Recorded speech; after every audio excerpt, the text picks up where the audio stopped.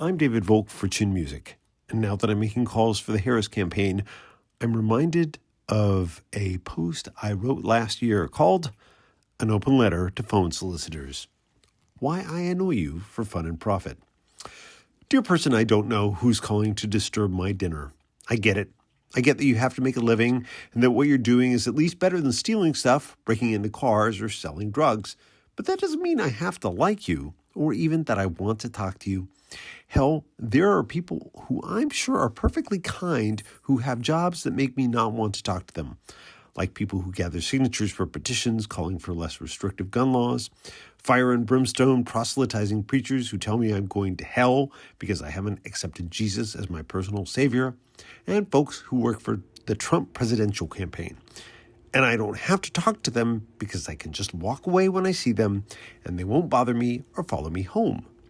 You, on the other hand, insist on calling me in my own home, usually around dinner time, wanting to sell me stuff or frighten me at a time when you know I'm home, and you won't let me go. And even more strange, I buy into the craziness and temporarily forget that I have free will and can hang up at any time. I could have kids fighting in the background, a grease fire raging in the kitchen, and gunplay in the living room, but you blithely carry on about your candidate, your desire to buy my property, the need to consolidate my debt, or Lord knows what else, all because I have a landline, for crying out loud. Maybe you think that because I still have one, I'm old and slow and easily confused, or maybe just plain stupid. I'm not any of those things, of course. I maintain a landline in case the electricity goes out or the cell network goes down and I need to contact someone in an emergency, or perhaps an older relative needs to contact me. And you know this too, which is why you call and try to scare me, claiming to be a government agent who says I haven't fulfilled some requirement and must now pay a huge fine unless I go out and buy you gift cards. Really? Why not livestock or chickens? Hell, at this point, why not eggs, which are more valuable than gold anyways? What you don't know is that I too have a secret weapon in this ongoing battle, my landline. I know if you are calling me and I don't recognize your number, you're probably a phone solicitor, and I will react accordingly. I know if you call me and ask for me by my father-in-law's name that you are a solicitor, and I will react accordingly.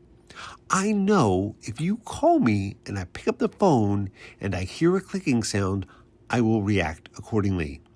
I know if I pick up the phone and hear a lot of people talking in the background before you say anything, I will react accordingly.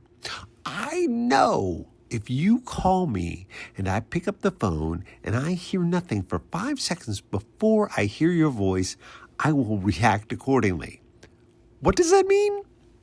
It means I'm going to waste as much of your time as possible. That means if you ask me how I am or how is it going, I'm going to tell you in excruciating detail. If you tell me something unnecessarily complicated, I'll pretend that I don't understand and keep asking for you to explain it. I'm also going to feign interest and ask a lot of questions that slowly but surely become increasingly more ridiculous until you realize I'm just keeping you on the line so that you'll have less time to scam someone else.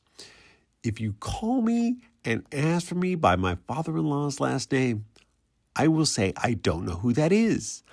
I will say there is no such person because really my name is David Volk, not David X, and I like and admire Mr. X, who also has a different first name, but I am not him. I will listen to you talk for a few minutes, criticize you for not doing your homework, and hang up on you without warning. If you call asking to buy my property, if you ask to confirm information about it and start rattling off details, I will say, it sounds like a nice place. I wish I owned it. Or, if you know so much about it, why are you even calling me? If you ask how much I want for any property, I will say $5 million. If you then tell me that I'm wasting your time, as one caller did, I will remind you that I didn't call you, you called me.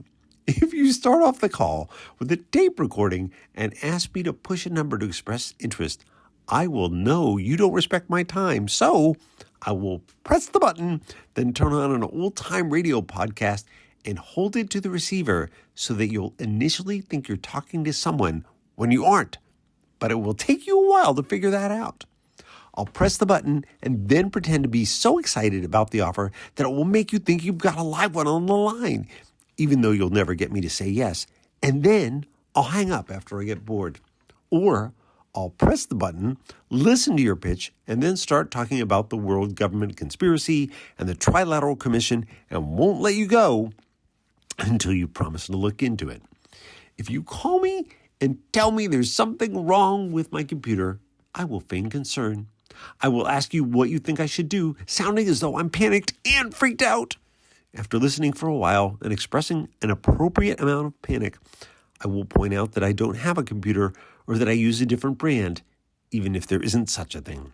And then, who knows, I might even say that I'm interested in the offer and ask you for your home number so that I can get back to you and call your family and disrupt your dinner.